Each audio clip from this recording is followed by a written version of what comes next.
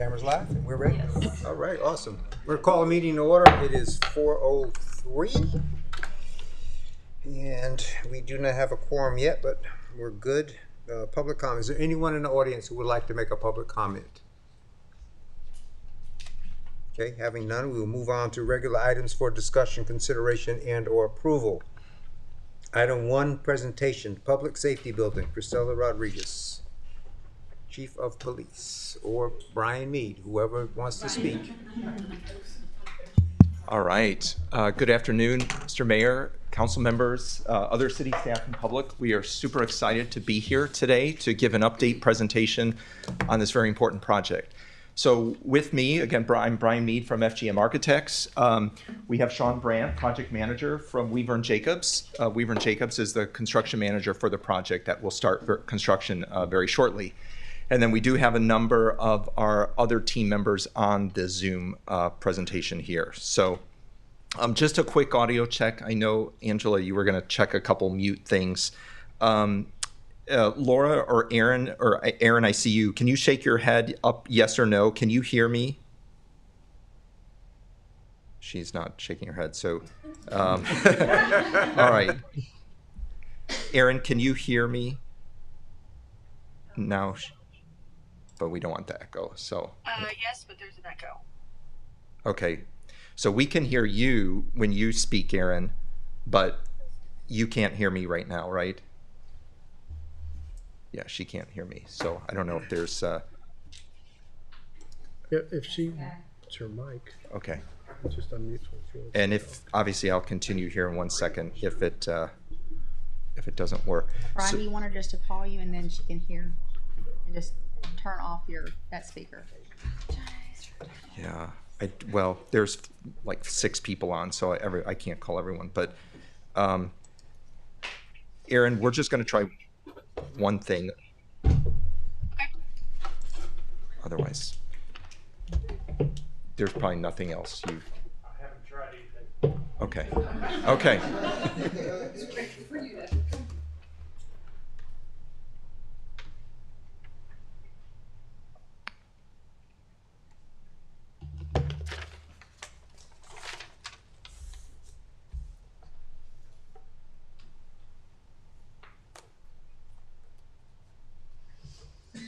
I would say for now, given that limited testing, go with what you got. Okay. If they watch the stream, they can hear the audio through the stream on YouTube or Facebook or whatever.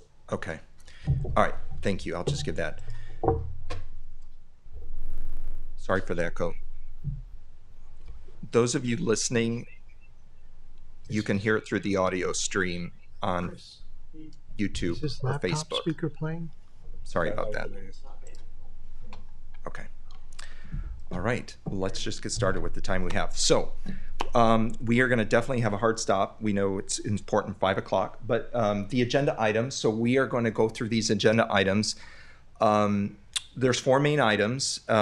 Feel free to stop me, ask questions. This is meant to be very informal, but this is kind of how we're going to go through this. So we wanted to start with some of the updated excitement about exterior design updates. Then we'll go through some interior design updates and highlights.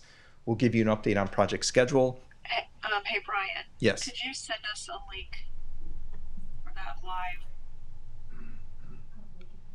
live Facebook video? No, she's just speaking. I can't. Okay. Someone from the city will. Okay. All right, let's move on to the first item. So we are going to give a brief update for the exterior. All of these boards, of course, we'll have a record copy of this, and all of the boards are actually in the lobby here. So an update of some of the exterior highlights for this project.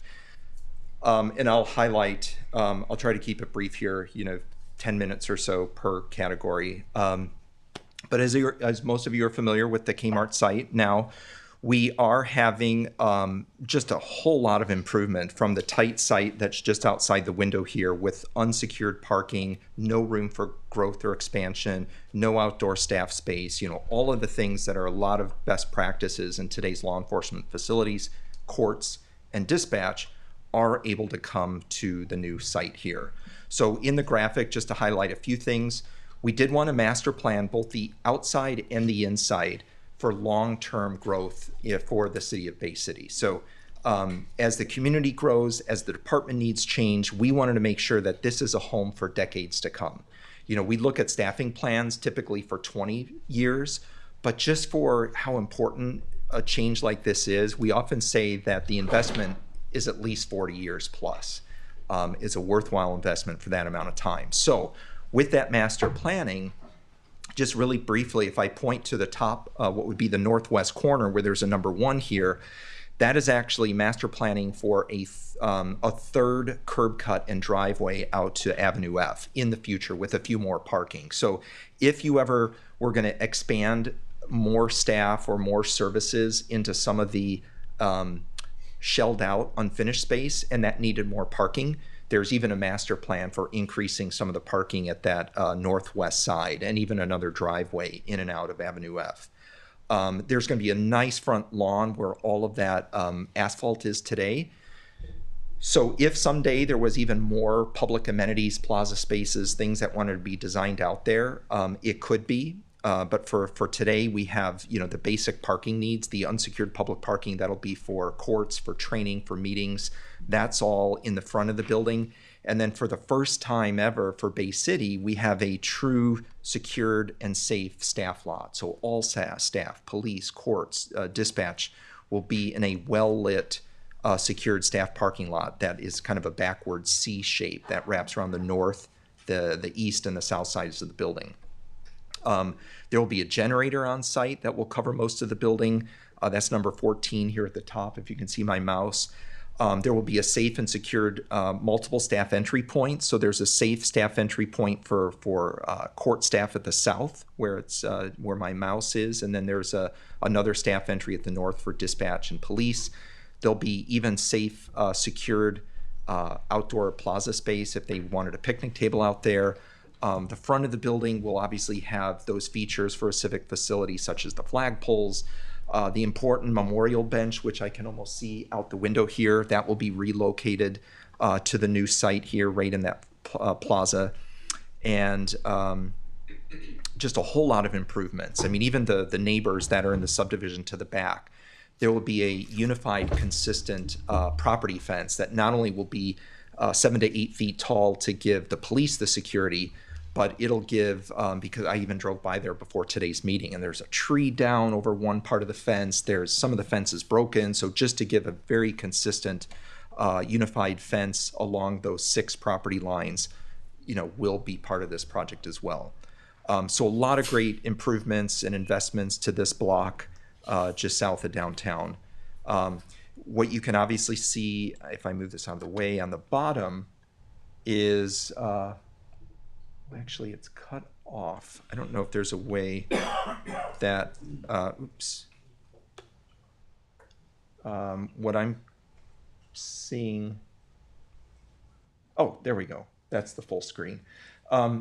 Okay, so Baywood Drive does have a median right in the middle. So part of the project scope as well, to get that proper ingress and egress, will be to do some curb cuts in there. So any traffic, most of the traffic is obviously going to come from Avenue F.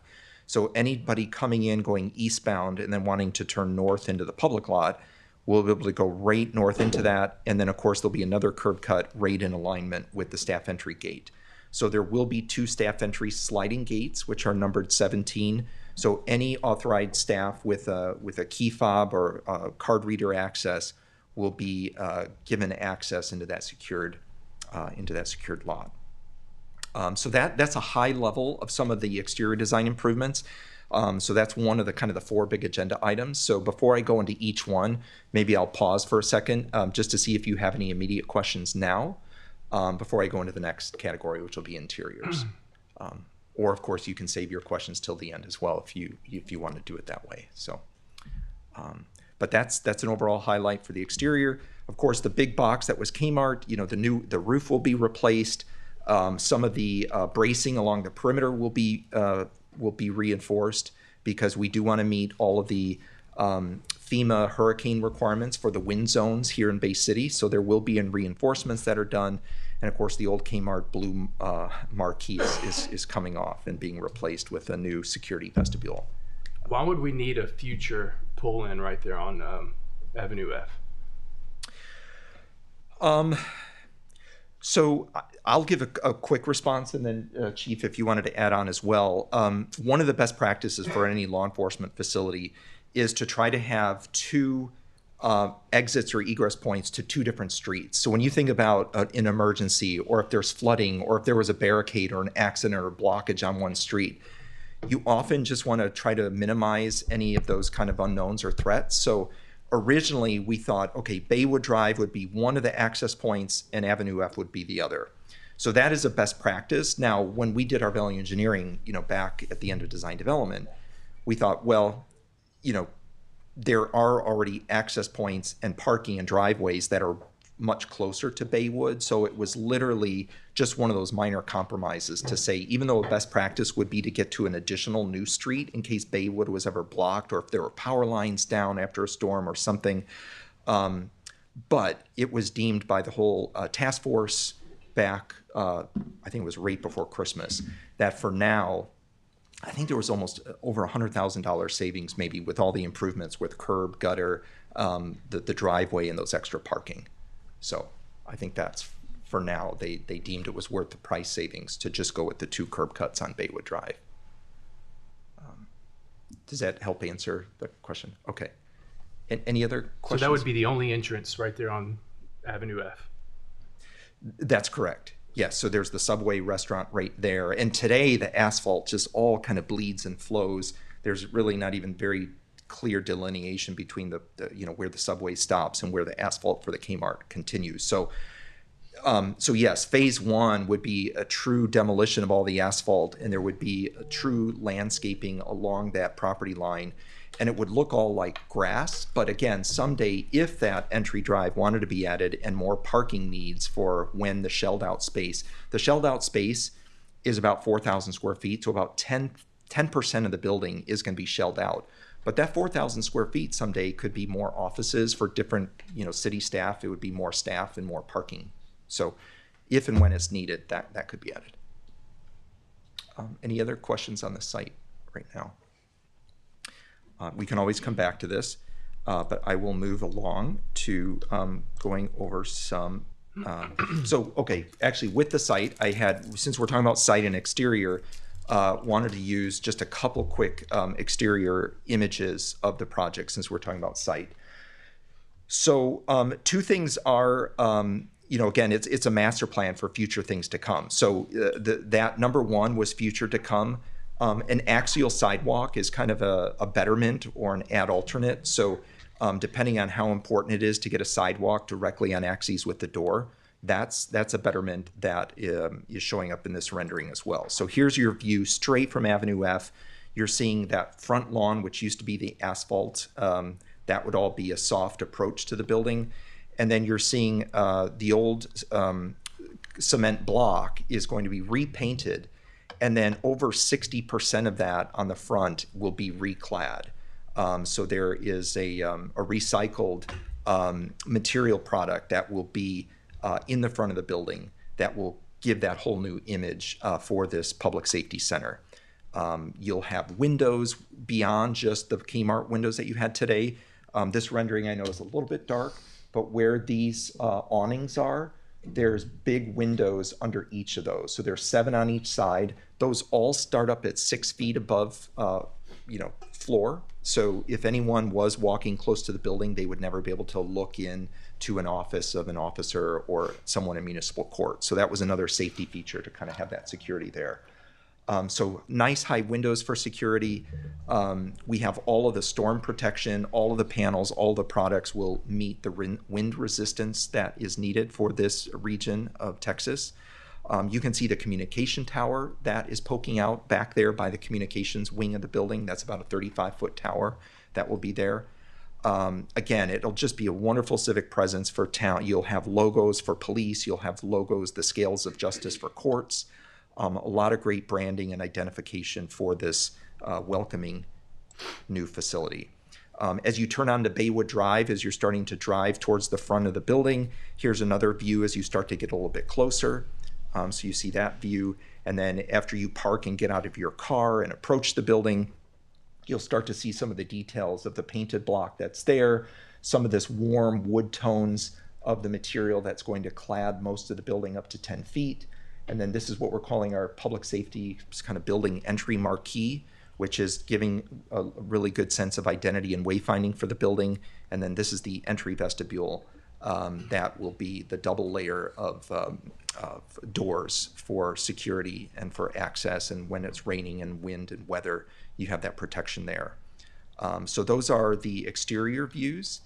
And just to talk just very, very briefly, I know some of you had heard this before, but I just wanted to talk a little bit about the design inspiration and the history for the outside, because when you look at those renderings, you may be wondering, well, how did they choose that color? How did they choose that material? So one of the things early on is we always enjoy designing for a sense of place and a community and not just being very generic. So really, our team really enjoyed learning about the history of the county, the history of rice farming, Matagorda County, the rice vestibule. I mean, all the canals that I drove past, some of them still today, and seeing how that, you know, is still a history that resonates today. So when our team found that rice, which is so important to some of the founding families of this region and this community, when we found that a rice byproduct, which are the rice hulls, when that is actually being saved and recycled and actually turned into a building product that can be used both inside and outside, we thought, what a wonderful opportunity to potentially clad your new civic public safety center in a material that has such a history with the community. So that is a product called Acre by Modern Mill, which is similar to products like Hardy or Nichiha. There's other composite products like that that you may be familiar with, but this one specifically uses the recycled rice hulls. So that's a little bit of background on our inspiration for the material.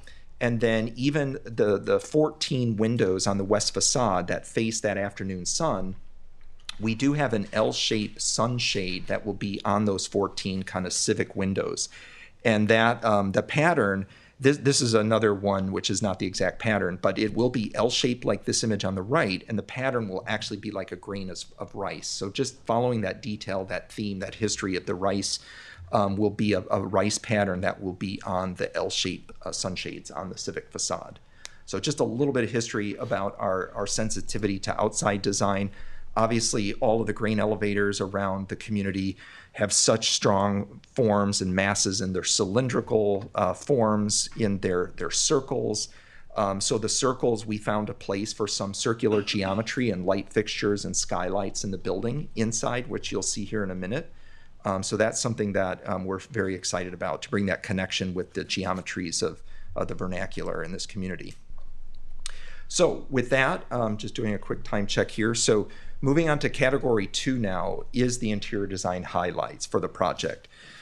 So the building, I have a little cheat sheet chart here on the bottom left. So the building altogether is about 40,000 square feet. And what we feel is a great story about bringing different departments together and even shared amenities is that this 40,000 is not just for one group. It's not just for police. You have about 22,000 square feet, which is just a little over half, 55%, is dedicated for police, and the dispatch suite is lumped into that.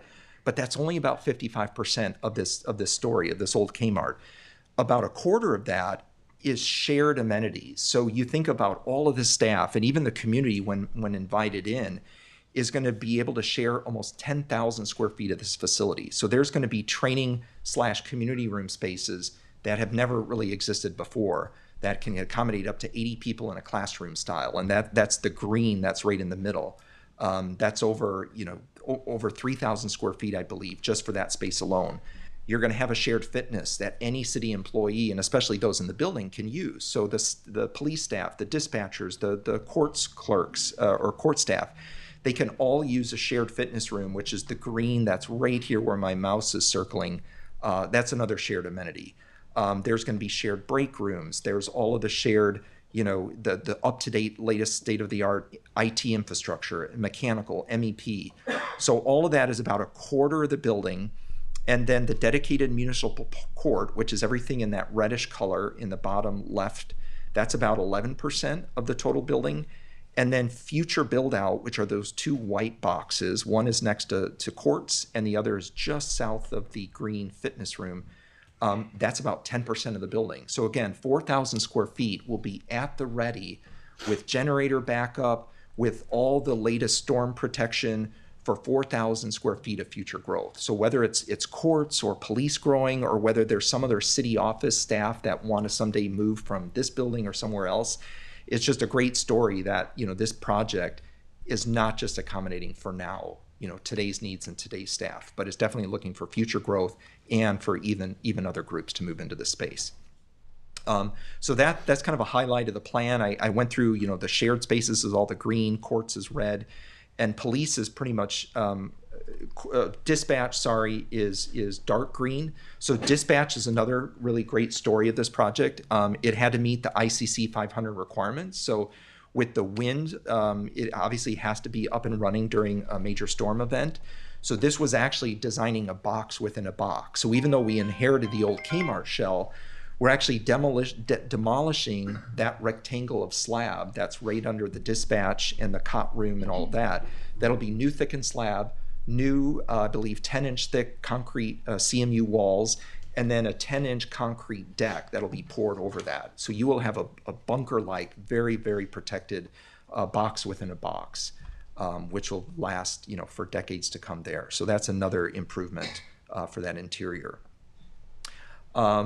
And yeah, we have admin, we have detectives in purple, we have all the patrol unit in light blue. Light aqua green is all of the proper chain of custody sequence for all the intake of property and evidence and all of that. So everything is working like it should to meet all Texas accreditation requirements. And so with that, I think the next couple slides I have are just a couple interior renderings that kind of highlight a few of these spaces. So I'm going to probably move on to that. If anyone has any plan questions, I can always come back to this slide, and if you want to, you know, have any call out or questions about those, I'd be happy to as well. One thing you didn't mention was animal control offices. Where are they located?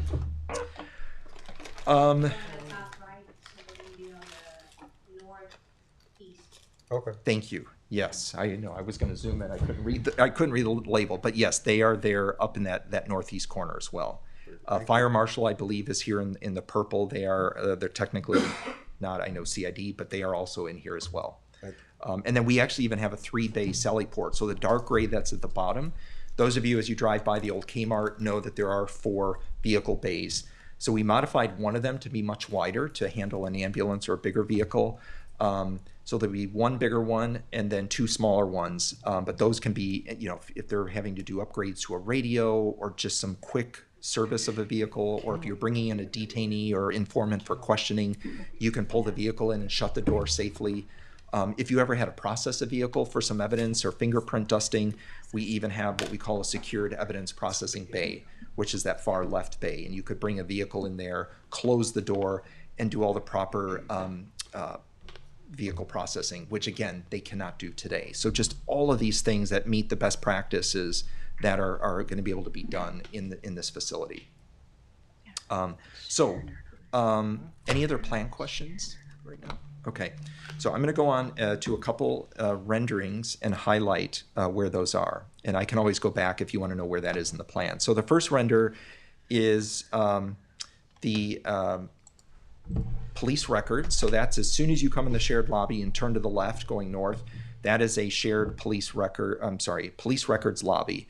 So you're going to have a very warm and inviting lobby finishes, but you're also going to have the hardened protection of the ballistic protection. So right there at the window and even the wall space underneath is going to be ballistic level 4 protection, so that all of the staff are going to feel safe there. You'll be able to speak through that overlapping glass, and there will be deal trays to pass paperwork or signatures through there. So there'll be some seating area. There'll be both in police and courts lobbies, which you'll see in a minute. There's going to be a lot of information sharing, you know, community events, website information will be right there on monitors in the lobby. There'll be some historical displays, and there'll be the entry to one of about 3 different doors that will lead you into that expandable training room. Will be right off the police lobby there. So that's one of our renderings. The next rendering for police is on the police side, and this is one of what we're kind of calling the staff entry, the police staff entry shared break hub. So this is the new opening. Most of the openings in the old Kmart are just going to be 4-foot by 4-foot windows. This is the only other one that we expanded just to get a little bit more health and wellness, natural light looking north. So when they are taking their well-deserved breaks or lunches, they can have a little bit more of a view out. And that view out will be to a secured fenced-in setting. It's not like they're looking right towards the subway or to Avenue F. So that's going to be looking right towards their little entry sidewalk with a picnic table, their secured parking. But you'll just have mailboxes there. You'll have the entry to dispatch, entry to patrol. This is kind of what we're calling the main police artery. So almost every other group, whether you're going to admin, records, the locker room, CID, all can traverse back and forth through that east-west hallway. So there'll be branding, there'll be some inspiring messaging on the walls. You'll have what you're seeing with that block pattern. We thought, why not, instead of covering it and hiding it up, that is actually the bunker-like dispatch block, which had to be that 10-inch block. So instead of just being a generic regular block that you'd have to paint, we thought, well, why don't we do a burnish block that has a little bit interesting texture and color to it?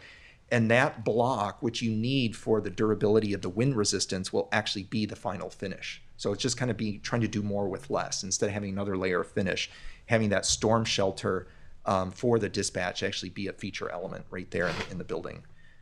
So that's the break hub staff entry there in that render. This is the first impression when you come through the door. So when you're coming in from the public side, you will, what we're calling the shared lobby. You come in and you're going to be greeted with easy wayfinding, signage, glass visibility. So if it's your first time in the building, whether you're coming for police services, you'll see that inviting window and signage, and you'll turn left. If you're coming in for municipal court, you'll see that signage and window, and you'll turn right. Maybe you're coming for training or a community room event, and that'll be straight down the hallway. So there'll be a display case of memorabilia, information, and there'll be signage that says training. So you know you go straight ahead. And then public restrooms, whether it's serving training public, police public activity, or court public activity, that was one of the strategies of how to do more with less. You know, you can share one bank of public toilets.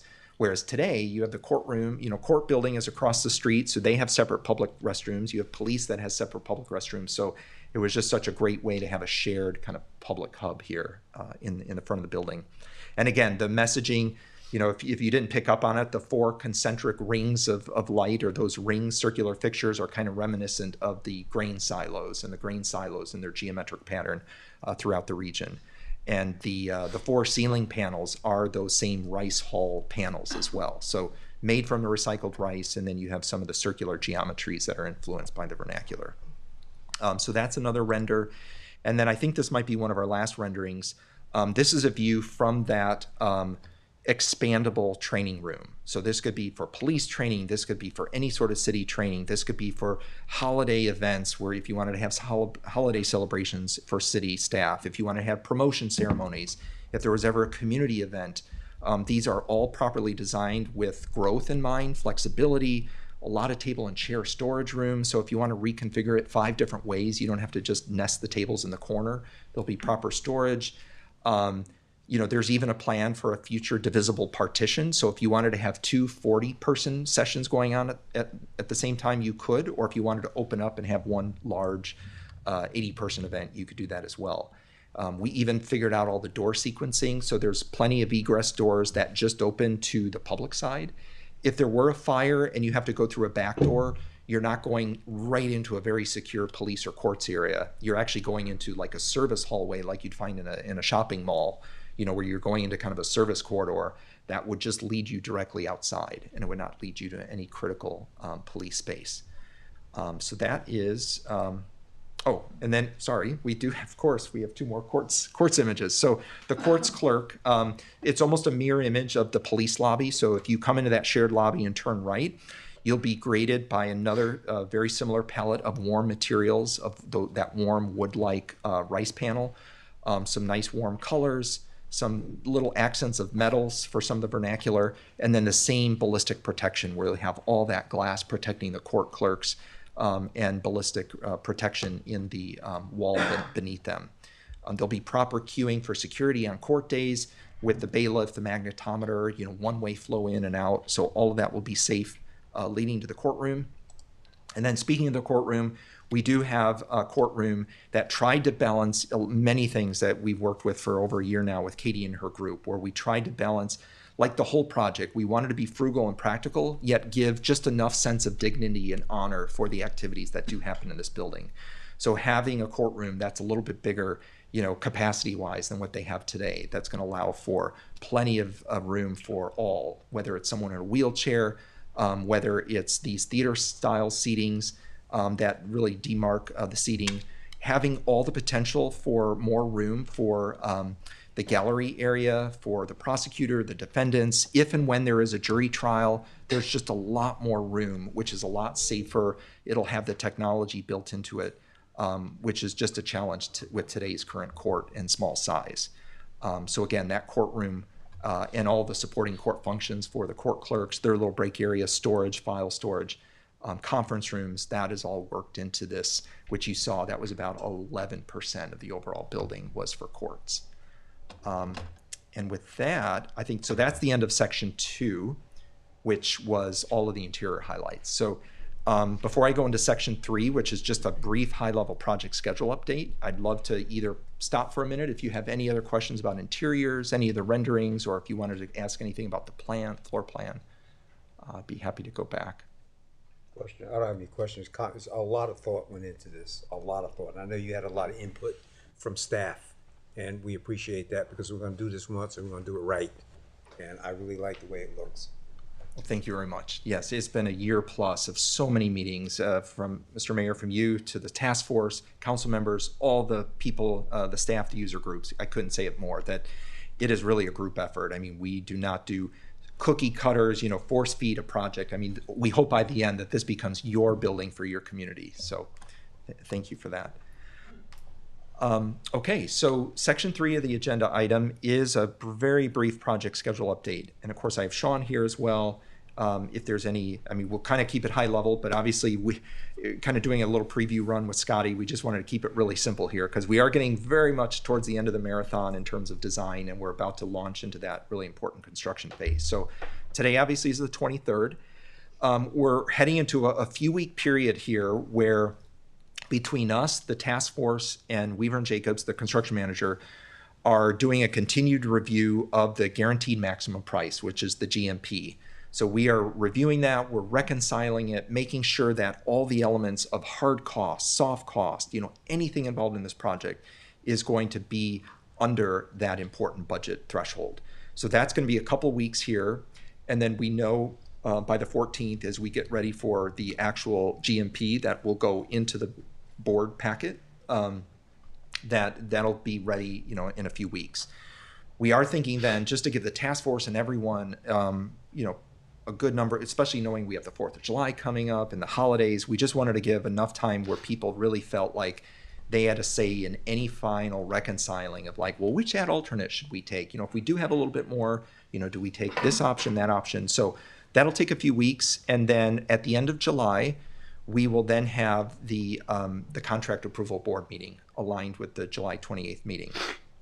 And then I know, Sean, we even have a couple little changes that we'll be working through. But startup, depending on how much things are totally ready to go, in theory, startup could happen the next day. We'll definitely work closely with Sean and his team to see what are the logistics about, getting the trailer on site and starting demo and all that. But I think the important thing that we worked through with Scotty and Chief was that we think realistically July 28th, especially with the 4th of July holiday week, seems like a really confident, comfortable date to get the GMP approval where it needs to be, and then we're ready to go. And Weaver and Jacobs has said all along, at least about a 14-month, depending on commissioning and final things, punch list at the very end, maybe it stretches to 15, but we're looking at, starting right at the end of July and then hitting, at the latest, November 1st of 2027.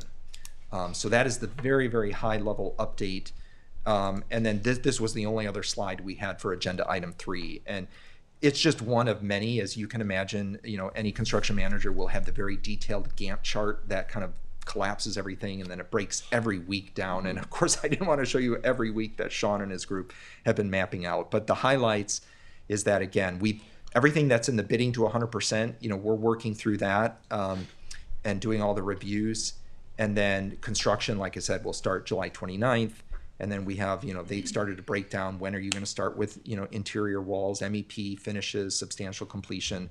And then there's a whole sequence of closeout, commissioning, so on and so forth, that would hopefully end at the latest November 1st. So those, I think those, yes, so those are the two project schedule update slides, if anyone has any questions about those. I know that was... Well, I have a few things written down that, like Mayor said, everything looks good. Just, what's our next step? Where do we go from here? Okay, well, I do have a next step. Oh, you do? Okay, yeah, we got the So next I have step. two more sections, but maybe, yes, the next step one should answer your question, I hope. So this was section 3. Okay, so section 4. So the bidding process. So many of you, it's amazing how fast 11 months go, but I was back, I think it was July 22nd of last year, I did a board workshop update, and that was right as we were finishing design development. So that was really crucial. So this was almost a verbatim, I think it is all the data that was in that slide, one of the slides in that workshop. So I wanted to show this as a recap to show you that we are still on target. Like I said, we're in a 3-week period of massaging exactly what that range is, but we know that the 5th bullet in red is absolutely our marching orders, that not to exceed 20 million with everything. So that everything includes a few different things, right? It includes the bricks and mortar with the project hard cost. So back at the July 22nd board meeting in minutes, we said 16.5 to 18 million was the range for hard costs, and we are totally in that range today. Project soft cost, you know, that's all the soft costs, AE fees, furniture, equipment, testing, you know, that was in that 2.6 to 2.9. We are a little bit more than that right now, but that's one of the things in the 3 weeks that we're trying to reconcile and see, you know, do we need all the storage, all the evidence storage, you know, day one? I mean, we built in, like I said, we built in a lot of midterm growth into this plan.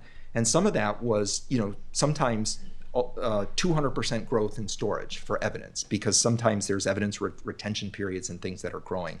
So some of those furniture items were for percentage of growth that the department may not even see for 5 years or 6 or 7 years. So there's a whole lot of things that we are going to do in the next 3 weeks to say, okay, project soft cost, we were close to that range a little bit more, but maybe some of the furniture we delay purchasing of, and that would totally get us to where we need to be.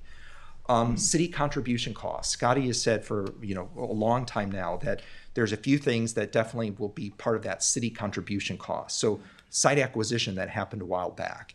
You know, fitness equipment might come from seizure funds or from some other area. The right-of-way utility cost that Gabriel and the city has been working very closely with our civil engineers. There's some owner-performed, city-performed work that is going to be done. And so there is a category of city contributions. Possible grants has been something we've always been looking in from day one. I know it's something you've often asked at board workshop updates. We're still vetting those. Sometimes those are not leading out to be as hopeful as we're wanting, but we're still trying to follow every lead to see if there's any grants. You know, there was one potentially for a generator. There was one for some furnishing. So those leads and threads are still happening. But the big point is that bullet to say, yes, we are reconciling it all, and everything together, hard costs, soft costs will not exceed 20 million. And our team together with Weaver and Jacobs feels very confident about that. And I only included the last bullet because that was part of the presentation last July, which, if you remember, we had an interior courtyard. That was kind of an interesting aspect, but there was a certain price tag that came with demoing out the middle of the building. So it was a hard decision, but everyone made probably a good decision to say, you know what, to really get this budget on budget with police and courts, let's sacrifice a courtyard space and make sure we can afford municipal courts in the building. So that was a really important decision you all made a year ago. So that's where we are with the bidding process. We are definitely, like I said, just a few weeks away from reconciling and issuing that GMP. And so again, just the last slide we did have, which was the next steps. And so this may answer your question, but or maybe be the start to it, is the two most immediate things then happening next as we leave today's workshop is, again, a very important 3-week period with reviewing priorities and reconciling to make sure we hit that number. So we have a couple sessions already starting this Thursday and next Monday to go through that list of priorities and make sure that we have buy-in and consensus to the most important things that'll meet our 20 million. So that's the first next step. And of course, as we successfully get through that, then we'll be leading up to, of course, the actual approval board meeting on July 28th. And that'll be another big step, at which time it'll be official, and then Weaver and Jacobs will be all set to go. So, and I think that's my last, that was my last slide. So I'd be happy to, answer more questions or comments. You know, we're going to ask about the finances. So I think we've already put aside 12 million. Is that correct? Yes, we have 12 million put aside right now. There has not been any increase in INS due to that. Right. Okay. And then, so the last, I guess it would be 8 million. What are we planning on for that? Well, once we get work with the task force, so the next couple of weeks, we're to kind of get more closer to where that number is. And if you recall, I don't know if you recall, but it's back in the presentation back in July, we talked about timing this strategically when debt falls off. So as debt falls off, and so I knew another capacity of at least another 5 billion was, again, 0%. Zero increase in INS. So we'll make those discussions. So we're looking at some other options because we have a very healthy reserve, what we can do in-house, look at possible TERS 5 potentially down the road for some possible reimbursement. But we'll be working, very closely trying to figure out what all we can do to help not have to go too much over for this project in there. We're going through capital planning as well. So we've got some other projects on the horizon that we're looking at. And one is a big street project that's going to be aligning up the same time this other debt's falling off. And we do have a lot of street reserve set aside. So there will be some bond discussions that we'll have, and I'll be working closely with our bond counsel and financial advisor to help use what we can in our cash that we've saved up and bond what we have to. Okay, so 5 million without raising the INS. So it's really just the last 3 million is what we're talking about. We're trying to figure out this, and that's where we're looking very hard for. The generator grant the generator is a big cost. I mean, it's like $800,000. And so we were really hoping the timing of the generator was going to align, and we will not know about that grant till almost 6 months. And so we've been very successful with these. I understand timing lately. Yes, we're very successful with these generator grants, but there's a long lead time as well. And so we have thrown away a lot of ideas. We'll keep discussing with our task force just to see what we want to do about that, that ticket item. But that was one of the ones we were very hopeful that would help. We're looking at other ways to help really review the F&E side and see what do we really have to get into the building right now for furniture and equipment, and what can we phase in. And that's some of those discussions that we really need to talk about and really, get an idea with the chief and all the capacity needs. Because really, we built in those things. We were looking out there in a longer, and when they put some of these numbers together, we really need to figure out what do we need to get in there right now and be able to function and do our best to minimize any impact to our taxpayers. So is the generator on the hard cost or on the soft costs? Hard cost. It is part of the hard cost. It's part of the hard cost, about 850,000, I think. Okay. And so How much did you say? I think it was around 850. Yeah.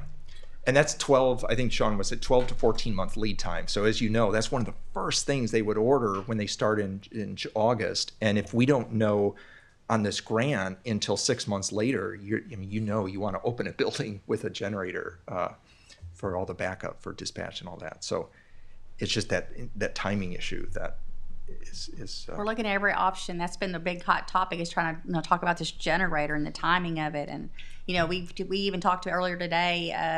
Can we use something else that can limp us along to get there? And we're trying to think of anything we can on that part, because that's one of the big ticket items.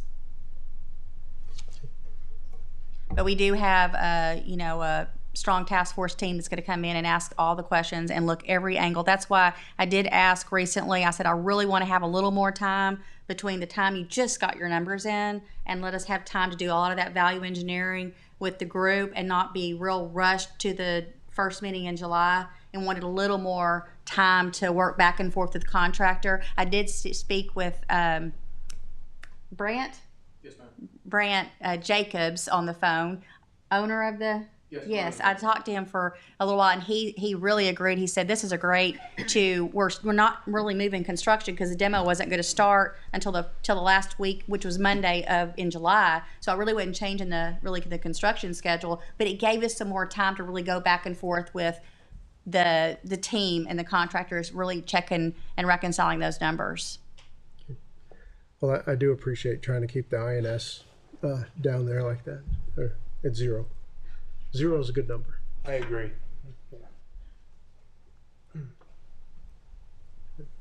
Any other questions? Thank you. Okay. Great presentation. Thank you all. Appreciate it. I appreciate your time and questions. Thank you. All right. With time to spare, you did And good. yes, thank you for those of you on the Zoom as well. Thanks, team. All right.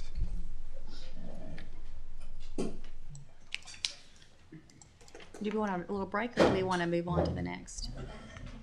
You guys need a break? Shouldn't. We only been here 50 minutes. This is going to probably take us to the finish line. All right, item 2 is presentation, strategic plan update for fiscal year 2026. You doing that one, Scotty? just starting. Okay. Okay, thank you. I didn't say it, but it really did look good. I didn't say it, but it really did look good. It was, I hope that was communicated. Look good. Yeah, I think it's great. I love that they incorporated history into it too. My big concern is going to be, are we going to do a groundbreaking on the same day? we need to at least separate them by a week. The first time. The impound area that you asked about looked like it took up a lot of. No, Pretty it's the big. animal control officers, not the impound. The impound's gonna stay where it is. This is Animal control, you said. animal control offices. That's what I meant. Yeah. Sorry, not impound. Animal control office. It was a big. Is that Decent size. I don't remember It's if that not was that shared big. area. compared to the boxes around it? It looked big. Yeah, I thought it was just That's two offices. just for right? offices, right? I mean, It that's was just 2 offices, right? As far as I know, unless they added a third one. Yeah. It's kind of a combined space, but I would You love know- a copy of that presentation. we can look at how many square feet square feet. Yeah. it is. Yeah. Because I think we've got a rendering somewhere that has that graph with it. Does she have it? Can you put it on there? Can you put the graphic of the actual layout back on? You have the presentation? This. Oh, it was okay. We can get it. We meet again on Thursday, 25th is our next task force. So Are you on the task force? Mm-hmm. Awesome. yeah, so if there's something you Scotty, you ready? All right, go ahead. want me to Are you ask doing or this or whatever, me? Does it work from shoot here? it my way. Okay, then they'll be able to do it. Okay. It works as long as your mouse is on that side. Over here? Okay.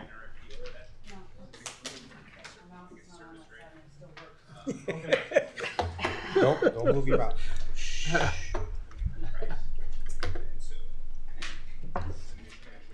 Are you ready? Oh, you already read it? I'm Yes. sorry. Okay. Mayor and Council, in March 2024, the City of Bay City embarked on a strategic planning process to develop priorities for the fiscal year 25 through 27. So we had a 3-year plan. We had town hall meetings with residents and business owners of Bay City were held in March 16th of 2024. The city also held 7 community focus groups of various stakeholders on March 21st, 2024 at the USO. These sessions helped our city council shape their goals and our strategies for the next 3 years. The city is now in year 2 of the strategic plan.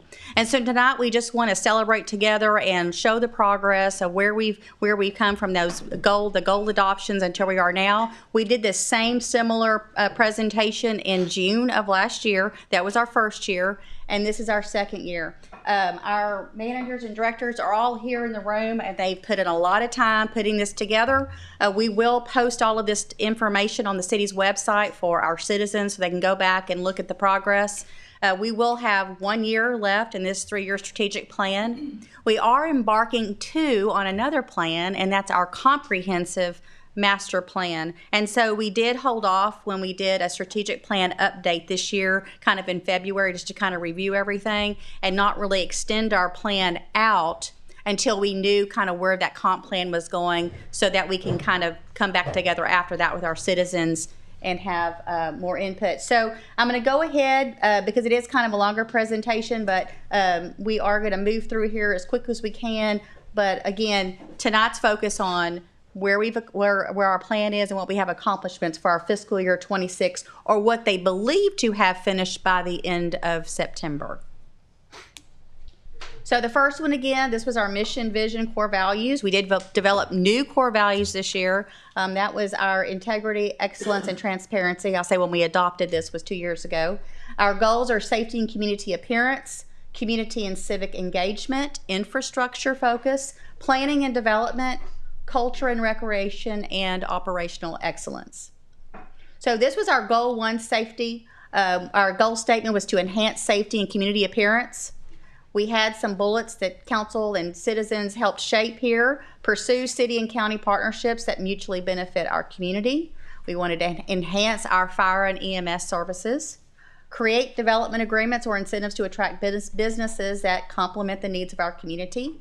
We wanted to improve our curb appeal. Create coordinated response system, address the homelessness in Bay City, and implement the crime-free multifamily housing program that was out of Waco. I'm going to go ahead and turn this over to the first set of our managers and directors to go over this section.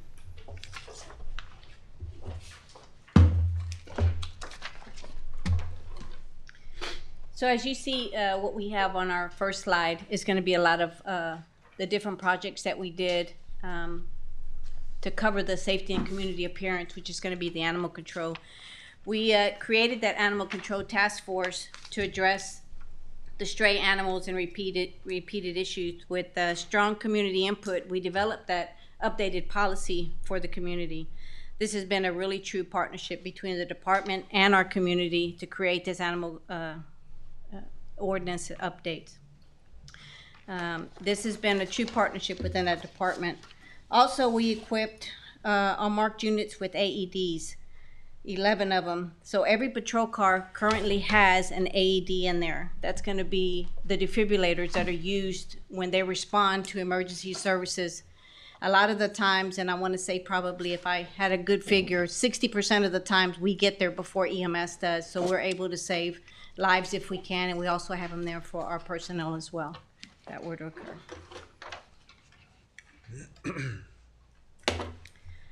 We completed the installation of the 12 flock cameras. That has been a 2-year project, and it has been completed. This gives us a strong tool to identify the vehicles and support our investigation division. We also transitioned fire dispatch over to the county. That was a few-year project, and that will help coordinate the efficiency of our emergency responses. We meet quarterly with the Sheriff's Department, schools, and community partners to stay aligned with public safety needs, and that's something that is also required by the state.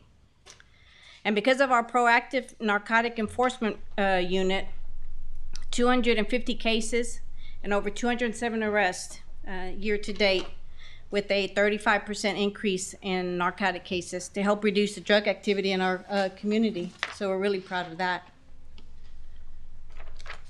Overall, we've seen a significant reduction in crime, and the numbers speak for themselves, reflecting the impact of proactive policing and strong community partnerships You'll see all the categories: aggravated assaults, 35%, burglary went down by 39, larceny 41, motor vehicle thefts by 45, and sexual assaults by 44. We're really proud of all these numbers.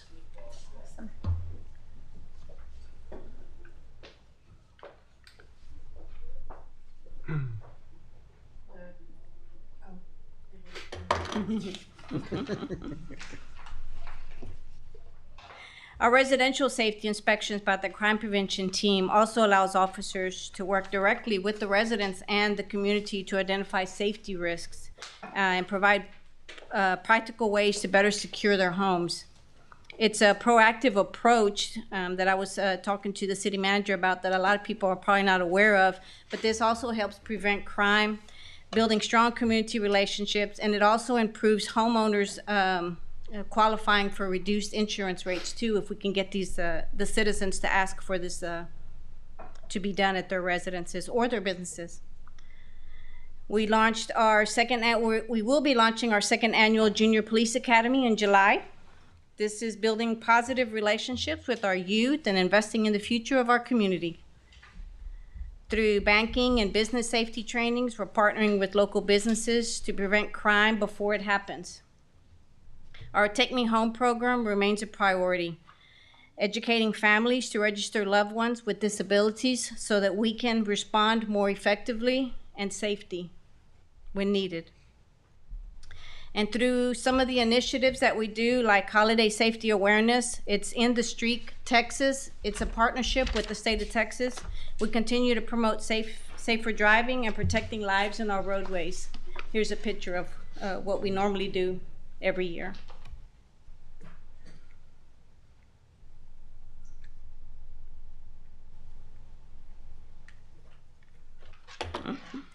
And of course, this slide highlights our new public safety building, which is a major investment in the future of our department and our community.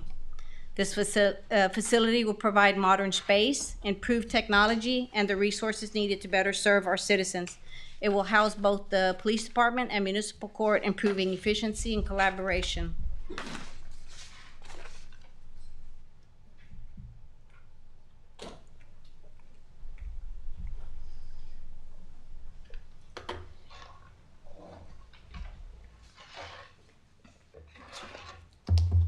All right, good evening.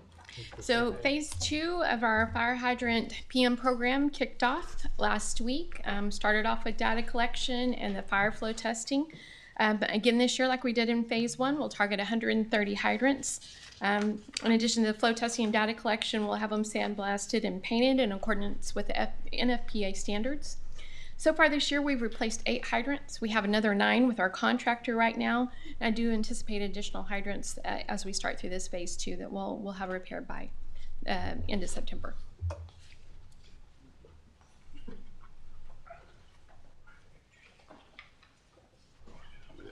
Thank you. Good evening. So part of our initiative was getting Allegiance Mobile Health to partner out with PHI Medical at the airport. It's an ongoing, everyday adventure. Currently, we're looking at potentially changing out the type of aircraft they have because the weather at this point in time of the year, fog, things like that, lower visibilities. They need to be able to fly no matter what, and so they've been grounded a few times, which is some place that we're moving towards right now.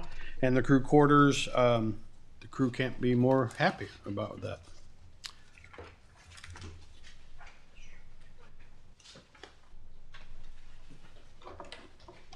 So these are a few more of some of the events that we participate in within our community. We really support the Crisis Center as much as possible. We are great partners. They have events throughout the year that target either family violence or child victim advocacy.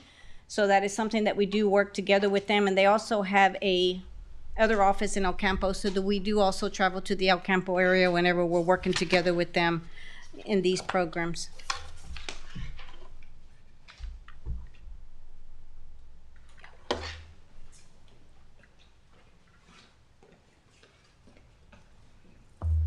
Okay, we'll jump over into the community appearance of our goal 1. Starting with Main Street, they continue to enhance that streetscape appeal in the downtown area with some pressure washing, and they replaced some downtown Christmas decorations. Also held the 10th annual Camo Fest.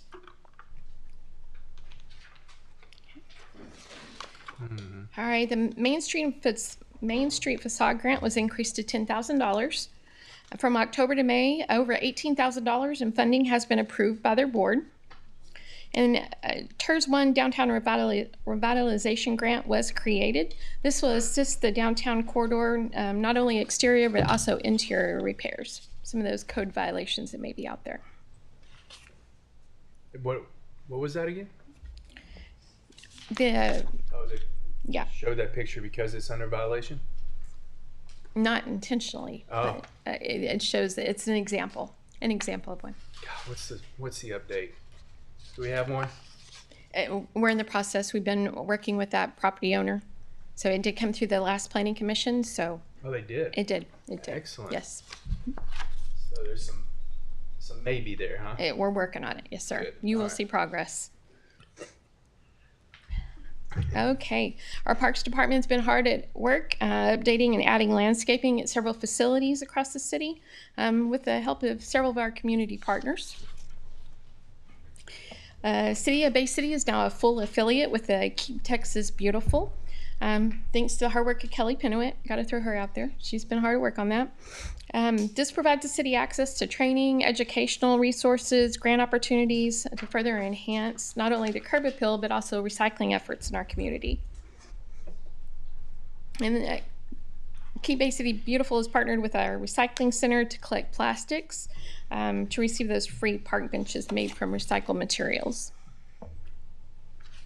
Our co-compliance division is moving forward with the substandard structures, as you mentioned. Since August of last year, our planning commission has been hearing those substandard cases. Since October, 33 orders have been issued by the planning commission. 23 of those resulted in structures demolished. 4 of those were taken care of by the property owner, 19 by the city, and 10 structures have been repaired so far, repaired by the owner. In addition to that, we're issuing those notices for the tall weeds and grass. Not even into the big grass growing season, we've already issued 241 notices. Wow. We've abated quite a few of them, so that I don't want y'all to get confused on the 241 and 241 as far as notices issued and the number abated. We have a lot of longstanding annual mowing abatement that we have to do, so that 241 is the actual number of abatements that we've done to date, not necessarily those notices that have been sent out. And junk vehicles, we've issued over 200 notices to vehicle owners regarding their junk vehicles. Fortunately, most property owners or vehicle owners are complying and moving those vehicles, but we do have a few pending court cases. So, all right.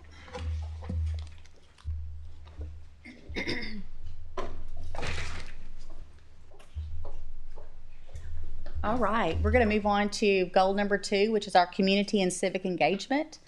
To build and enhance communications and civic engagement, hire a full-time public relations coordinator, public information officer. We can check that off. Establish the library as an information hub. I'm excited to say that has really moved forward. Offer various leadership activities and collaborate with the CDC and the county.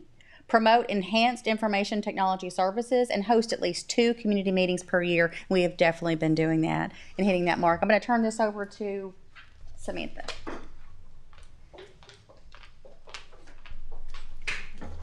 See if I can work it. Okay. So our goal 2 is all about the work done with our communications department, hiring our PIO. This past year, we have began releasing the We Are Bay City, Texas videos. We are almost filming most of them. We have had the year in review published, and our quarterly newsletters have continued. You can see here our mayor is participating in community events. Our team is also out at market days doing sharing information in a booth, as well as we had the city manager speak at the realtors meeting regarding the PED. We have established advertising contracts. We did that in November with both newspapers that are comparable. We added short form videos to our social media, which has really increased engagement. Those include our mayor recap videos, as well as the animal control ordinance update videos. And then for establishing the library as our information hub, we have the community resource guides that you will get to see a preview of in our regular meeting. I've noticed the mayor getting more comfortable with these. Have you? You've done a pretty good job with it. Yeah. You see the gun pointed at my head. Says relax. And Miss Gina.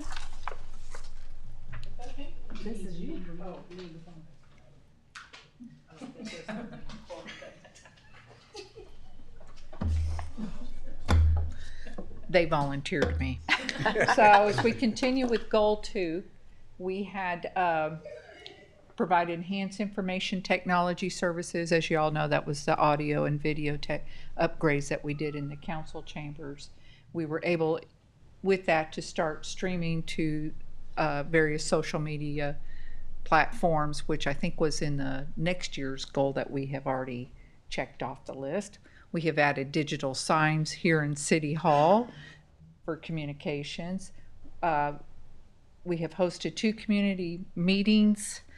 We had the animal control input sessions between animal control and our communications divisions. Was that just 1 or 2? Just 1? Oh, it seemed like 2. Hosted the faith-based community meetings. I believe that was Chief had facilitated, and there were 2 of those meetings. Oh yeah, you and the mayor. And then future September, we're having the hotelier meeting.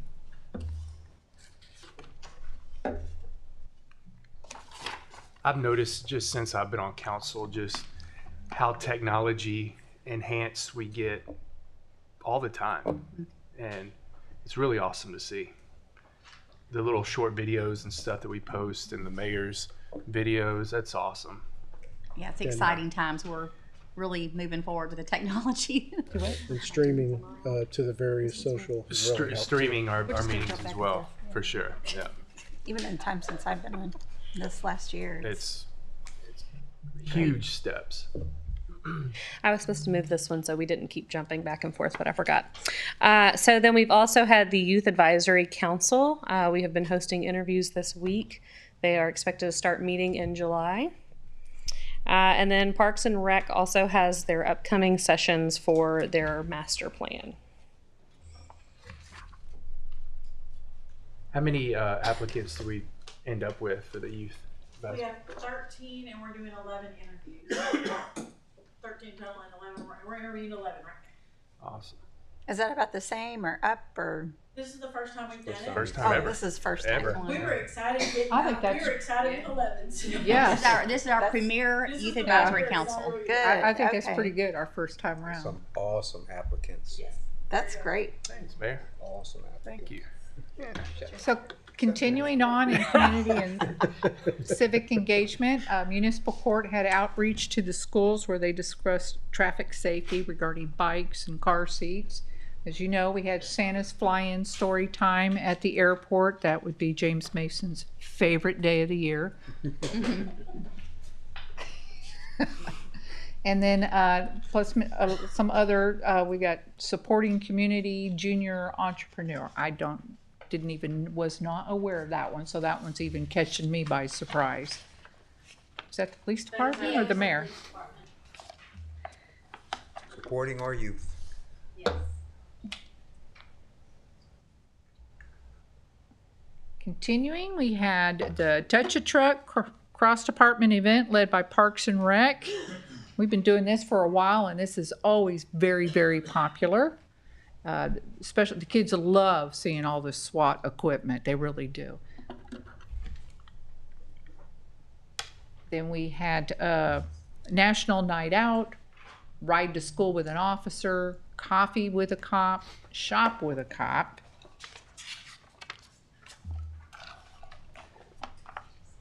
We had the Bay City Public Library Hanging with the Homies event for homeschooled children. the 2026 Academy to be held in July with 27 applicants. If you remember, last year's Junior Police Academy was very popular. Those kids were very excited going in and coming out, and I'm excited to see this summer starting off next month.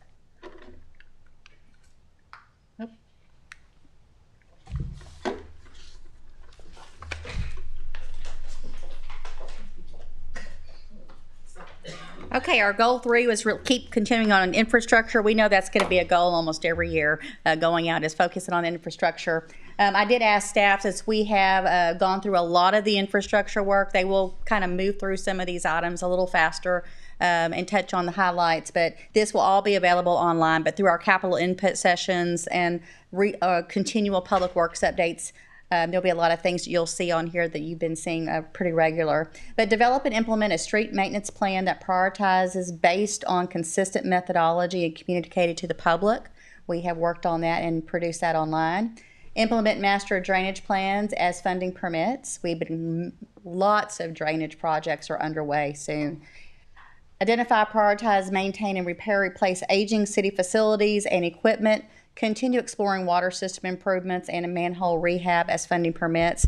As you know, we have put a lot of investment in our utility infrastructure. You will also see tonight on the agenda working to preserve our facilities is something on the agenda tonight. Identify locations for future sidewalks and hike and bike trails near schools. Identify potential funding sources for connectivity. And then identify airport improvements to support industrial development. I'm going to turn this over to our Public Works and Airport Department. Good afternoon, Mayor and Council. Good to be here again today. So, our first slide is talking about our street maintenance program. A two-tiered program, the one part being the contractor based for subdivision rehabilitation, where we're doing a lot of streets rather than one, and we're also dealing with utility and drainage issues that sequentially as we do that. And the other part is, as you've seen, a lot of our in-house repairs. And so under the contractor base, we've got the Moore addition. The design is basically done.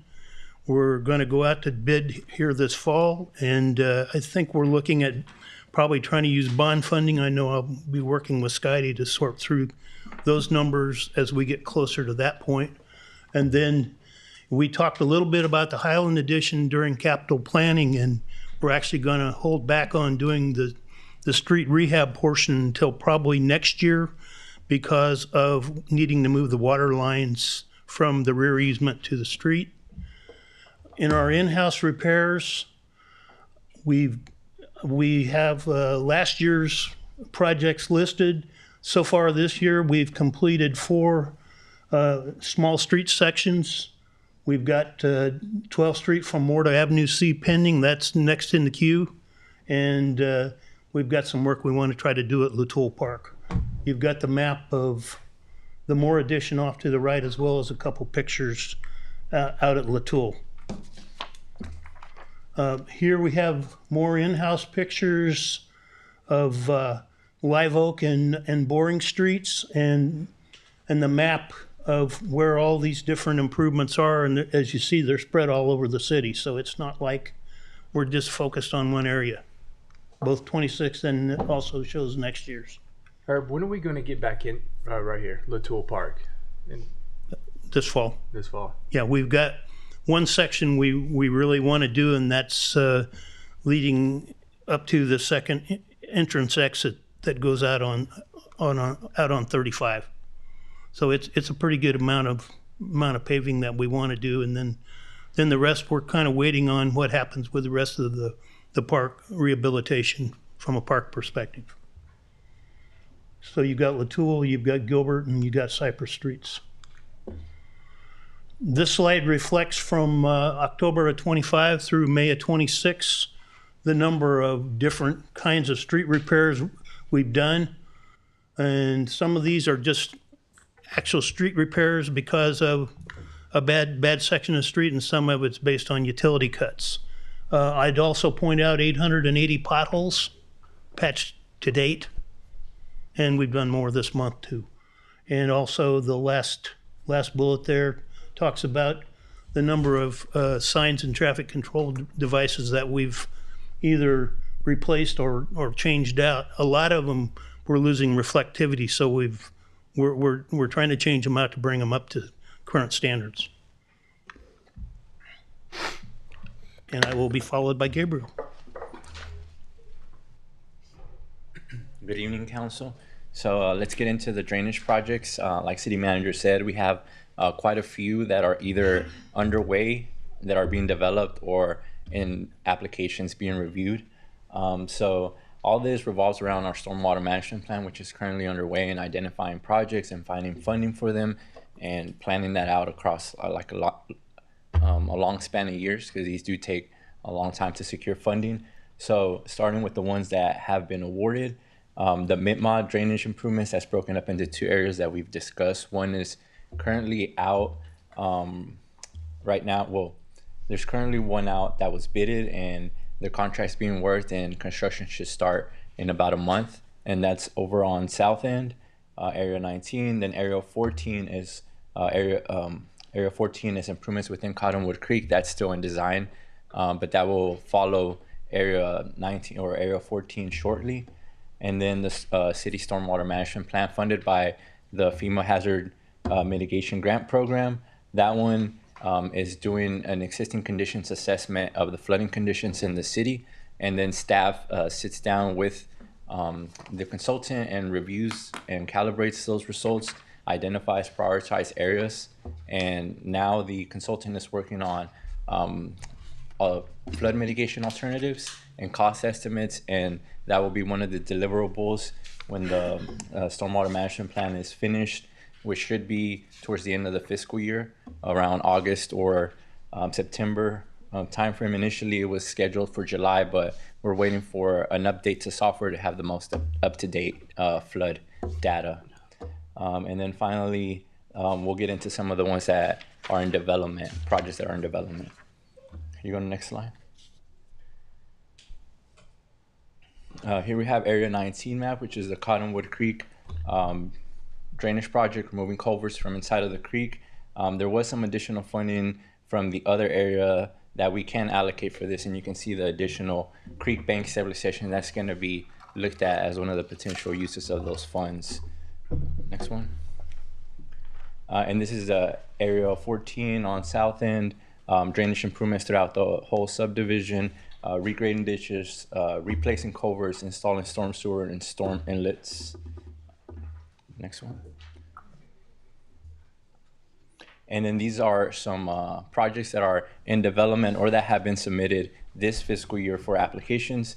There was two that was submitted for a GLO grant, $5 million each. One of them focuses on the Palm Village subdivision. The other is for the northwest quadrant of the city. We're waiting to get called back for a full detailed application. Those are still under review right now. And then, of course, we have our Del Norte Drainage Improvements Project 2. Those construction documents or design has been completed and funding is being looked for. And we have submitted this under a few funding opportunities. They have been returned as alternates, or if there is excess funds in those FEMA disasters, then they could potentially be funded. But with this one being design ready, we're looking for any opportunity that shows up. And actually today there was one released by FEMA. It's called the Pre-Disaster Mitigation Grant Program, and it's well suited for these type of projects, shovel ready ones, and we'll be submitting this one and continue to find funding opportunities for this Del Norte one as well as the other two. And that's it for fiscal year 2026 drainage improvement projects. And we'll get into wastewater, or the stormwater management plan. This is the one that will propose all of the flood mitigation alternatives for the prioritized areas, and then of course we'll be looking for funding through grant applications on these projects that are developed through the stormwater management plan, and also have an update to our GIS database and have all of our storm water inventory mapped out. Okay, now we can go to the wastewater. Thank you, Gabriel.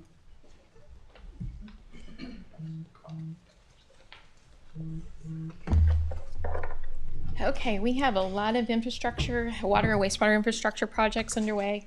I'm just going to touch on the highlights as we go through these. I know y'all have heard them quite a few times. So we'll start out on our new East Water Treatment Plant. We're nearing completion. Just pending the installation of our phosphate system, finishing up SCADA and operator training. So fingers crossed here in the coming weeks, we'll see a switch over and get that water into distribution. Can we go by and see that? We're gonna do a So- ribbon cutting. Yeah, we'll do a ribbon Yes. cutting. All right, our 6 and I and Mockingbird Water Treatment Plant improvements. So we had our notice proceed was actually issued with the start date as of yesterday. We had our pre-con meeting last week. So we should start seeing our contractor mobilize their equipment soon. At 6 and I will be addressing the arsenic, high arsenic by installing arsenic removal system, also doing some electrical components, and also at Mockingbird we'll do electrical improvements out there and upgrade the generator to natural gas generator. All right. Our North Water Treatment Plant, if y'all recall, this is with direct appropriations from the state. It's about a $12 million job, excuse me. So we've laid out the groundwork with our engineering firm, Garver. This well is going to mirror pretty much the East Water Treatment Plant. We're currently working with Garver, working on our timeline to get moving forward on this. Along with that, in the direct appropriations was our water transmission line. That line will connect the North and East Water Treatment Plant, approximately a $3 million project. This will be a 12-inch water line. We still have some work to do on this one. The alignment on that water line has not been finalized, so it will be some discussions we'll have in the coming months. Our Fifth Street water line replacement, if you recall, this is a 7,000 linear foot of 12-inch water line we'll be replacing from Avenue G all the way down to Norvell.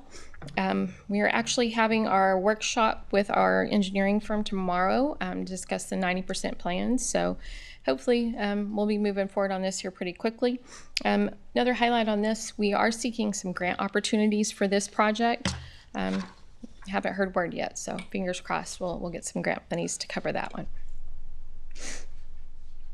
And I just wanted to highlight our in-house water leak repairs. From October to May, our crews have already fixed 202 water leaks. I have to say these guys are doing a phenomenal job. When I checked the work orders today, there are only 2 service line leaks on the books. 2. Wow. Far changed. So. Awesome. Yeah, yeah. And I mentioned it before, our water loss has improved. 2024, it was over 30%, if y'all recall, and 2025, it's about at 24%. So I expect that to continue to improve. Excellent. That's awesome. All right, moving over into wastewater. This is our wastewater treatment plant improvement project and Cottonwood Lift Station improvements. Cottonwood Lift Station, for the most part, is complete. The pump should be installed by the end of this week. Startup and testing tentatively for next week.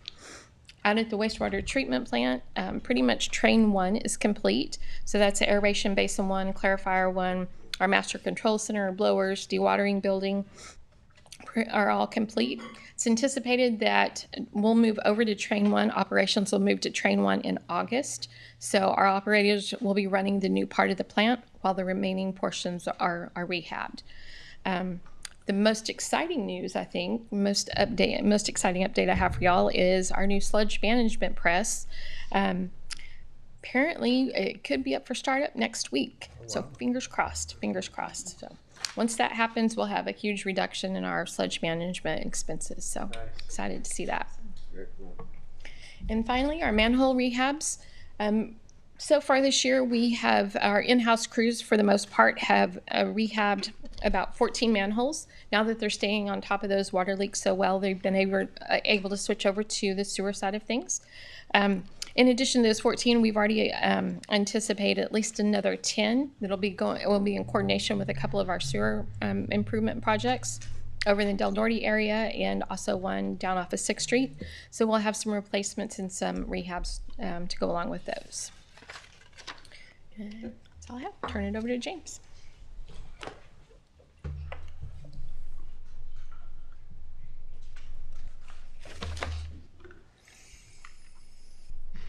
So we're just going to touch on a few of the projects at the airport. I think we just had a meeting about this a couple weeks ago, so it's same stuff. This wildlife fencing just finished up the project that we started in 2018, so that project is now complete. It's taken several years, but now the airport is completely surrounded by either security fence or game fencing. Another project that we started was replacing some of the old hangar doors, trying to increase the value of our property that we have and maintain what we have. And that is still going on. We've got 3 replaced so far, hopefully for another 2 next year with our ramp grant. Our final project is our airport runway overlay. We are 95% on that project right now. I'm just waiting for the weather to cooperate. Can't put paint down in the rain. And then we have one drainage issue that they've got to handle. And once that's done, the project will be complete.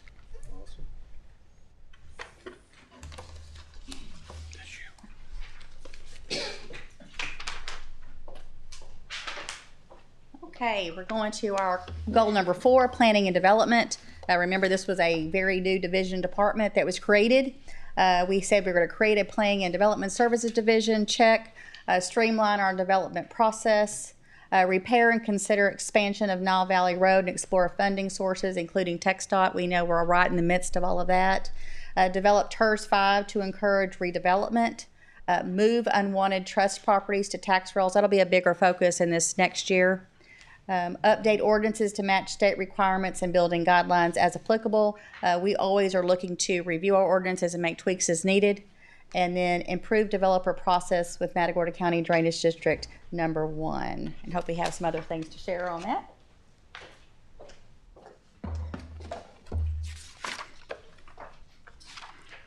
Before I move off of this slide, I want to highlight the last bullet that we have a check mark by. As of today, the Drainage District has improved our memorandum of understanding, which allows us to do and control the evaluation of all the drainage plans within the city. Wow. Yes. That gets a standing ovation. Wow, that's unbelievable. So we'll be bringing that to you next meeting for council sign off. I will tell you that was a 2-year process to get to today. We can sign it right now if you want. Unfortunately, we don't have it on an agenda, so. Okay. Well, good work. Yeah. Great job. All right, while really not listed, this is truly part of planning and development, the railroad quiet. And I'm not gonna go back to FY '25 and go through all of the bullets that we went through to get to the NOI, but you approved $255,000 to move forward with the UP line in July of 2025, and in December of 2025, the consultant submitted the notice of intent to the Federal Rail Administration. So now we sit and we're waiting, which is approximately 18-month process. And under Nile Valley and relief routes. So the key takeaway on this slide really are 2. One, TxDOT is currently undergoing the feasibility study. In fact, we have a meeting scheduled with them on Friday to further tweak a couple of the alignments, and this map actually depicts the 4 alternative routes that their consultants selected as part of their review process. So that's where we're at with that right now. The second takeaway is the Nile Valley Bridge was inspected in February by TxDOT, and it still does not meet the criteria required to undergo rehabilitation. You've got to get down to 4s out of 10 in every area, and we're not there yet. So, and with that, Scotty. Okay.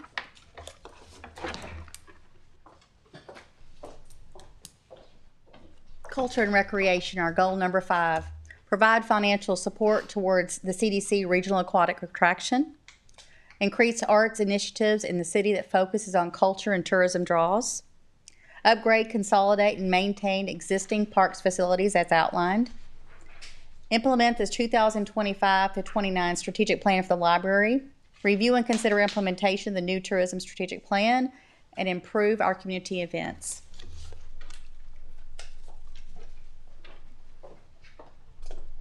Good afternoon, Mayor and Council. This is just the latest update to what the plan is for the Aquatic Center, what it's going to look like. For that we talked about at the last council meeting. And now we see. Just stand here. I'm gonna stand here. We're gonna be jumping back and forth a lot. So our goals for increasing art initiative. So Camo Fest had their 10th year. One of our big tourism draws for this community. What tourism did as part of that was expand on the art walk. We had the Forest Fest exhibit. We commissioned his portrait and added a chainsaw demo artist. We also have our newest downtown interactive mural at the Collective. Our Day of the Dead Festival that we are in the process of planning for this year. On implementing our strategic plan for tourism, so we had our travel influencer that came from the Down Low blog. Spotlighted our fishing and ecotourism. We are scheduling to shoot the Main Street Reborn series, which is a Facebook series that highlights downtown businesses that have rehabbed their Main Street buildings. We're excited to see that one. And then this year we started advertising with Texas Monthly, their digital travel guides. Just recently got the report that 3 of our 4 have performed above the average for their guides. We attended the Dallas Travel Show as part of Team Texas. We have added sample weekend itineraries. If you have not seen those on our website, please visit baycitytx.org. And we have updated the downtown shopping guide and created the USO marketing brochure. This is a busy slide, but it is an example of all of the advertising that is being done, whether it's on our social media, our billboards. Some of those are our ads from Texas Monthly, as well as some of the ads that we place in a multitude of magazines. And then our tourism friendly certification. This was a partnership between Main Street and Tourism. Tina took the lead here, and we were able to accomplish that within the year. So we're super excited for that recognition from the state. All right, this is upgrading, consolidate, and maintain our existing park facilities. I have a list that's like 5 pages long from the previous 2 master plans that we go off of. This year's priorities were repair existing concession stands and provide adequate parking at existing fields. So we created the new one over by Little League, and we repaired those 2 buildings off at girls softball and at Little League, and we're still working on more repairs over there as they come up. The lighting has been installed at Latoul Park and at Liberty Park. At Liberty Park, it is solar lighting because we could get those in there. At Latoul, they will be hardwired, and we will be starting more lights adding into Latoul in the next year. Barkway, which is our dog park, which has been very well used in the last couple months. We installed new toys on the small side. The new toys for the large size of the dog park are in process. They're coming in. They should be here and be installed by the end of this budget year. And we're working on the walking path at Latoul. This is the decomposed granite portion of it. And we are applying for the LCRA grant that's coming up in July to help offset those costs for it. Oh, what's the wrong way? The Riverside Park management options, we did send out an RFP in January. 1 bid came back. It came back after the due date. Since then, we have talked to 2 consultants that help do marketing and talked about management. That happened last week. So we were talking to Scotty about how we proceed with that. Very good options and how they could help us promote the park and better manage our facility with our own staff. And yes, the Wi-Fi tower, the hole is still being dug. It got rained in again. So when it stops raining. Promote the market, the easy ways to secure reservations. This is the USO brochure. You got a copy of it at the last council meeting. So we're putting those out. And we renewed the agreements with the YMCA to manage the pools. And we're also renewed all the agreements with our youth sports associations as well. Culture More is the Texas Parks and Wildlife Paddling Trail on the Colorado River. We are one of 90. That was our first paddle on the 25th. Our new events, we've been working with Area Agency on Aging NRPA, which is our National Recreation and Park Society. We're working with Texas Parks and Wildlife again to offer hunter education. So we're trying to work with other organizations to help offer more programs. We're continuing Movies in the Park. This is just a sampling of what we're continuing and photos of everything else. Our runs, which have become extremely popular, we'll be continuing and trying to add some more. For downtown, this is a sampling of some of the activities that they've had, like Christmas on the Square. It's been a long time running program. New things coming out, Witches Who Wine, Trick or Treat, the Galentine's Sip and Shop. So those are just a little sampling of what's going on.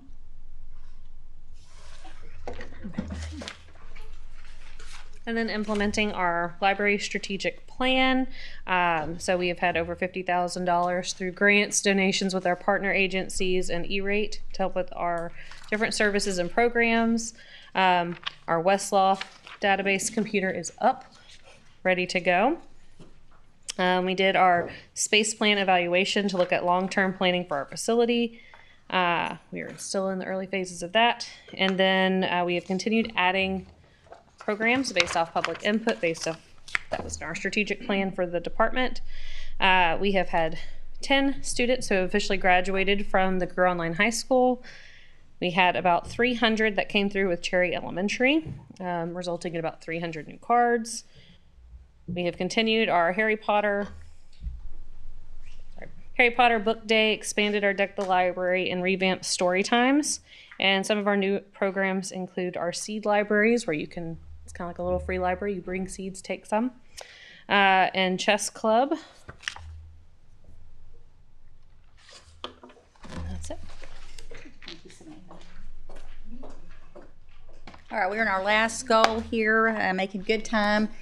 Goal number 6 is our operational excellence. Develop employee recruitment and retention plan. Deliver excellence in customer service. Maintain our fiscal budget excellence, cost saving solutions, time efficiencies, and process improvements. Review MOU, interlocal agreements, and update outdated contracts with other governmental entities. Explore software solutions to improve contract administration. Explore the feasibility of hiring a grant writer for various departments. And create a general and consistent guidelines for all boards, whether advisory or legislative. I'm going to turn that over to our last team. Evening, council. Oh, let me see if I can work this. Let's see. Big arrow. Okay. Thank you. So one of our first goals is under operational excellence is recruitment and retention. We do consider this an actual ongoing goal. One of the things we know is that, of course, government employers, they offer really good benefits. So we do our best to ensure that with the help of communications, we keep our benefit flyers and benefit package information up to date. Our communications department recently created an open recruitment brochure, which is the first picture that you see, and we actually use that to help promote our open municipal court judge position. So trying to keep that going. Hello. Another goal under operational excellence is deliver excellence in customer service. One of the ways that we do that is by focusing on creative and fun ways to engage our customers and our staff each year in October during Customer Service Week. This week allows us to showcase our door and lobby contest creations, as well as giving the employees a week of fun dress-up days, an employee luncheon, and awards to enjoy.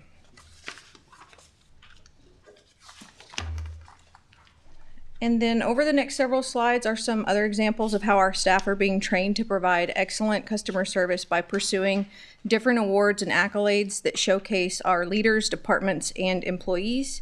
For the 2025 Reader's Choice, Camo Fest was awarded the Best County Event, Riverside was awarded the Best Park, and Latoul was the Best Park Runner-Up. And moving on, Tina was the next to attend and graduate the TML Leadership Academy. Municipal Court received its 5th consecutive Municipal Traffic Safety Initiatives Award.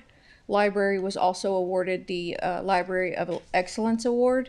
And 5 of our own city employees were featured in the Leaders Under 40.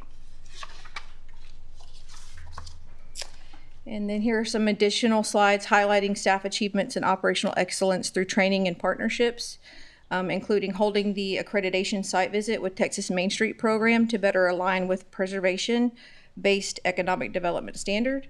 And Tina's worked very hard to obtain the Main Street accreditation for 2026. We were also represented as part of the Matagorda County and community at Matagorda Day with recognition at the State of Texas House of Representatives. Kelly's hard work received a certificate of recognition from HGAC for Rally on the River. Tina attended the TEDC Basic Economic Development Training in February, and Detective Morales with the BC PD was the Crisis Center MDT Partner of the Year Award recipient.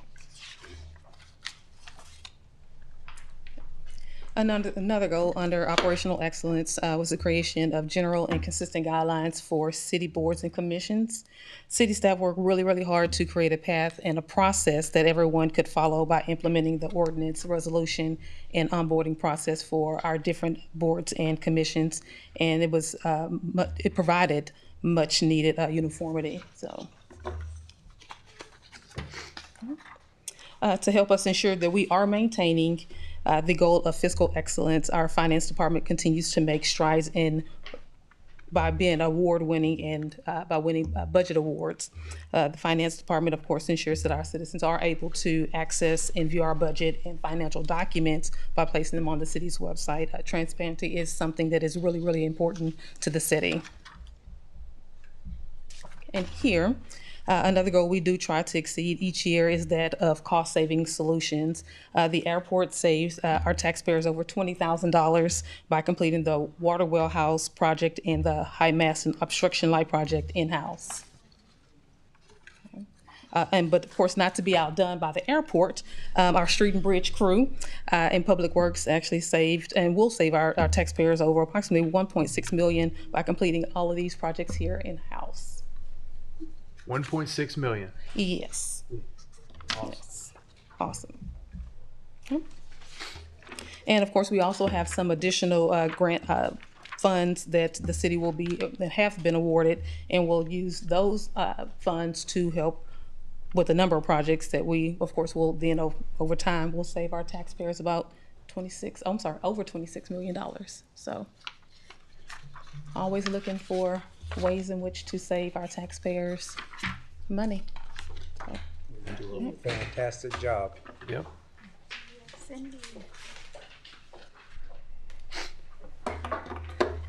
Mayor and Council, that was an awesome slide to end on. We have a staff that looks hard to find every grant dollar available.